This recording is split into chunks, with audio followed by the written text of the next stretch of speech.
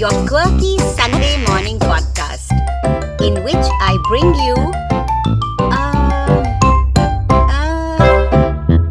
It's complicated. In episode 1 of Creation, you heard how the yang element of the creator meddled with the original design plans of man, depriving him of several precious abilities. Today, I bring you Creation Part 2. Change is good. Or is it? The supreme consciousness, completely aware in every microsecond of everything, everywhere in past, present, and future, smiled again as some other creatures joined the line, which started with man protesting about his monochrome exterior. She had other worlds and beings therein to create. She needed a representative who would talk to all these creatures and spell things out clearly in black and white. Black and white? Across the sky in Antarctica, a vast colony of honking penguins became aware of an inexplicable, unseen presence. They froze mid-display with their necks stretched skyward. Wouldn't do, thought the creator. I should have given them a larger brain. Suddenly, black and white, more brain, representative, all came together in a brilliant flash, like the ingredients of a perfect pizza. And there appeared before her a lawyer, draped in his black robe, a symbol of dignity, honor, wisdom, and justice. The supreme awareness heaved. This was not her creation, but man's. Is he the right creature for the job? The lawyer, totally unfazed at having been suddenly shifted from a humid, crowded courtroom to a place he had no words to describe, cleared his throat and introduced himself to he knew not who. The creator smiled, and the lawyer became aware of her instructions as thoughts in his mind. Momentarily startled at having someone else having access to his mind, he quickly regained composure as the enormity of the moment dawned on him. The brief was simple. He had to list the grievances of the animals who had lined up and present it with his recommendations. In another instant, or so it seemed, he was seated at a strange luminous desk with a yellow legal pad, souvenir pens in multiple colors with "I worked for her" with a capital H inscribed on them, and a few bars of orange-flavored dark chocolate. The lawyer drew his favorite doodle at the bottom of a crisp yellow page and then chuckled as he picked up a purple pen to write "Law of the Jungle" on top of the page. No smart aleck ones, a loud thought flashed in his mind, and he quickly proceeded to write the date instead. The first to appear before him was the lion. The lion wanted to know why he was given hair encircling his entire face. "I am the king, not a sunflower," he growled. "It isn't ordinary hair, it's a mane," corrected the lawyer. "Yeah, right. It's the main stupefying facet of my persona. Every time I bend my head to drink water, I see its reflection in the river and wince. Why isn't it distinctly defined and confined to my head, beard, and sideburns?" "Sideburns?" said the lawyer. "You want sideburns?" "And why not?" said the lion sulkily. "I am the king." "Ah," nodded the lawyer, noting something on his legal pad. "Tell me your address and sign here, please." The lion put a muddy paw print on a stamp paper, above which was written, "Elvis, King of Pride Rock." Next was the giraffe. He came loping in and stood uncertainly. "My heart is 2 feet long and weighs 25 pounds. I can't stick to any weight loss program. It's utterly demotivating, he said, shuffling unnecessarily. Try something else, said the lawyer, scribbling furiously on his legal pad. You're not listening to me. You're doodling, said the giraffe in a hurt tone. See, your long neck lets you see things other animals can't, the lawyer said, deftly flipping the statement like an omelette to suit his own argument. It was a well practiced maneuver. The giraffe was stumped. I thought of trying yoga, he went on, but I can't even lie down to sleep. Trying to drink water makes my legs play out. Can you imagine me doing the headstand? The lawyer started to scribble something again, thought the better of it, and tried to wear a look of concern instead, making appropriate accompanying sounds. Everyone takes advantage of my large heartedness. The world is cruel. I can't cope. Some days I just want to curl up and become a hedgehog, whined the giraffe. The lawyer rolled his eyes as he glanced at his Rado watch. This isn't my line of work. I'm not a counselor. I don't charge by the hour. I charge by the minute. But I can't take any more of this. Along with this, as a swirl of chocolate and dollops of vanilla ice cream, came the thought equivalent of someone clearing her throat pointedly. The lawyer reined in his ticking mind. What's your point? He asked the giraffe. Point? I've got a 10 feet neck, panted the giraffe in utter exasperation. Well, you stand out in a crowd because of it. Yes, and I'm also the one who gets hit by lightning most frequently because of it, according to a survey in the Savannah Times. Don't believe everything that's in the papers, advised the lawyer. What do you want to be conveyed upstairs?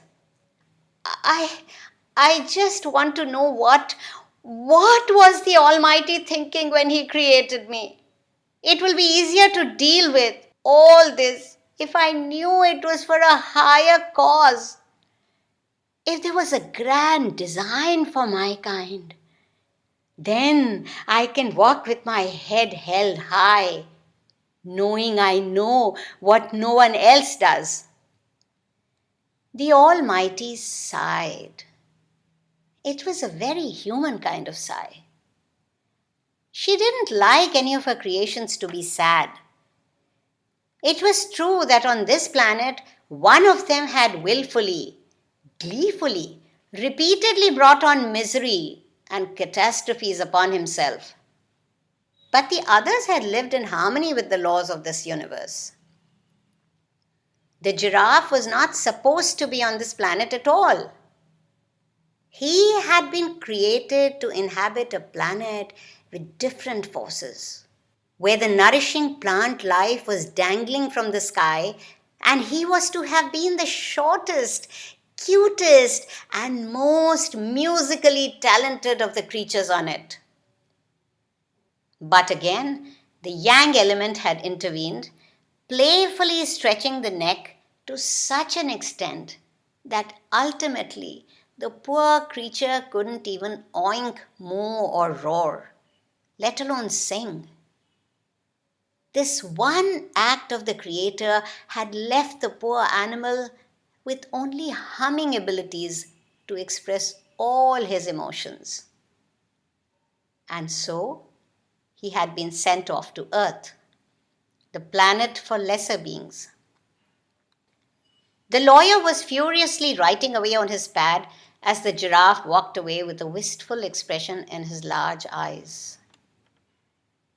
Glancing at his watch, the lawyer wondered how long he was supposed to go on listening to these batty animal tales.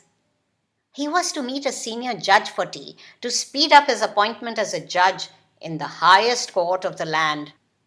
Thinking of the highest court, land, he suddenly wondered where exactly he was right now. Sure, sometimes the judiciary back home too had seemed completely alien. But This was a different kind of alien, a real. His thoughts were interrupted by a loud braying as a zebra appeared before him.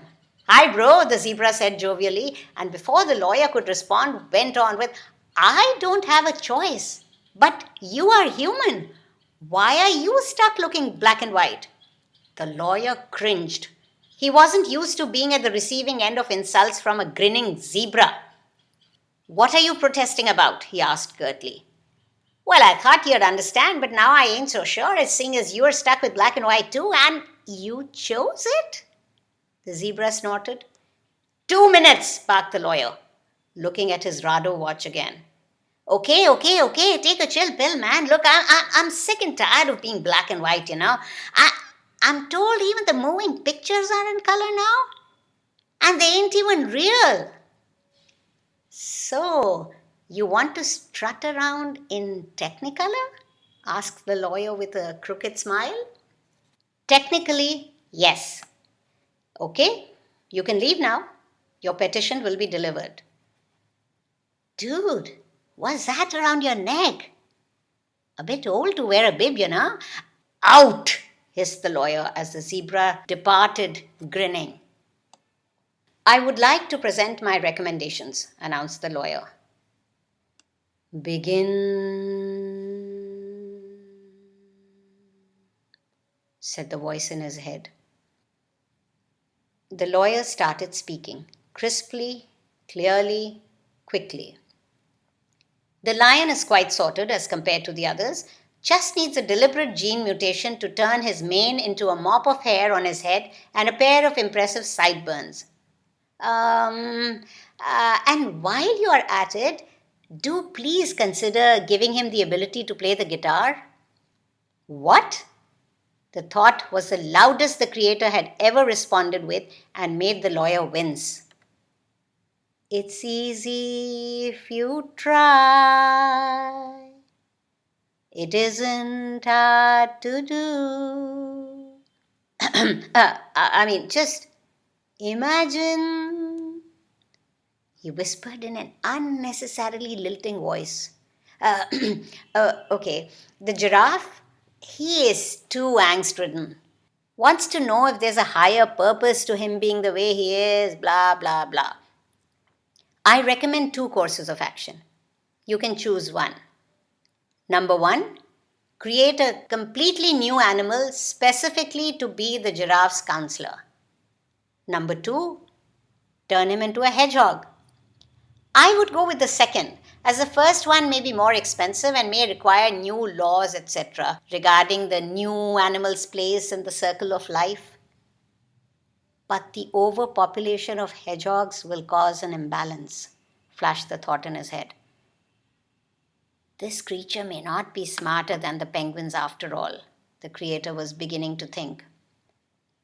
I have already thought of that, said the lawyer. So, we negotiate.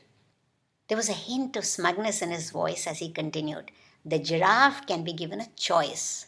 He can be told that as per his wish, he can be turned into a hedgehog, but that would mean giving up his necking abilities and those beautiful large eyes he uses to communicate.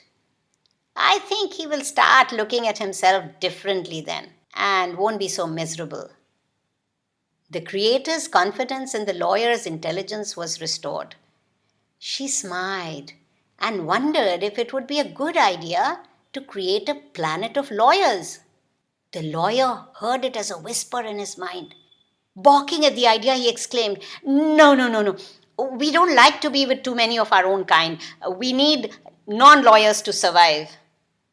That's strange, thought the creator. The zebra, continued the lawyer. Now there's a cocky fella. He's tired of being black and white. I recommend you simply take away the black and give him rainbow-colored polka dots on the white. The creator's artistic sensibilities were offended. Are you sure about this? I'm never not sure, said the lawyer crisply. Giving him all the colors now will ensure that there is no protest from him ever again. What about the others? Flashed the query. I'm sorry, I only have time for this much today. I have to get back. But your work isn't over, flashed the creator's voice in his mind again. In reply, the lawyer held out a page torn from a law book. The highlighted lines read, Section 367 of the Indian Penal Code states that if a person kidnaps or abducts a person so that such person is subjected to or is put in danger of grievous hurt, he must be punished with either rigorous or simple imprisonment up to 10 years and a fine. Now, not only was I abducted, my life was endangered by putting me face to face with wild animals, he said, folding and putting the paper away. The creator smiled. Your life isn't endangered. I'm the one who gives life, and I'm the one who takes it away. And I don't plan to take it away just yet, she voiced patiently in the lawyer's mind. This work will take a long time to complete, said the lawyer. You can keep me on a retainership. We will need to discuss the terms for that. Right now, I have to get back to my work in the highest court of the... This is the highest court, the creator started to say, but stopped short. The next instant, the lawyer was back in the humid, crowded courtroom, and across the sky in Antarctica, a vast colony of honking penguins became aware of an inexplicable, unseen presence.